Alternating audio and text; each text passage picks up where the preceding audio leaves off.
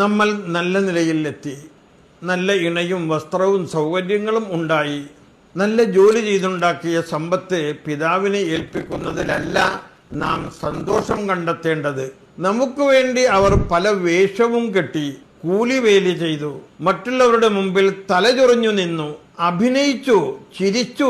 മീൻകുട്ട ചുമന്നതെല്ലാം എനിക്ക് വേണ്ടിയായിരുന്നു, അങ്ങനെയുള്ള ആളാണ് ബഹുമാന്യനായി എന്റെ പിതാവ് എന്ന് പറയുന്നതിലാണ് ബഹുമാനമുള്ളത്.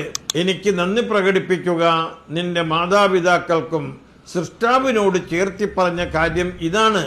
ഇരിക്കാനും നിൽക്കാനും നടക്കാനും ഓടാനും പഠിപ്പിച്ച, അക്ഷരങ്ങൾ പഠിപ്പിച്ച, സ്നേഹം പഠിപ്പിച്ച, സന്തോഷം നൽകി, രോഗം വന്നപ്പോൾ നമുക്ക് വേണ്ടി ഉറക്കൊഴിച്ച, കയ്യിൽ പൈസ ഇല്ലാതിരുന്നിട്ടും ചികിത്സക്ക് വേണ്ടി നെട്ടോട്ടമോടിയ മാതാപിതാക്കളെ എങ്ങനെ മറക്കാൻ?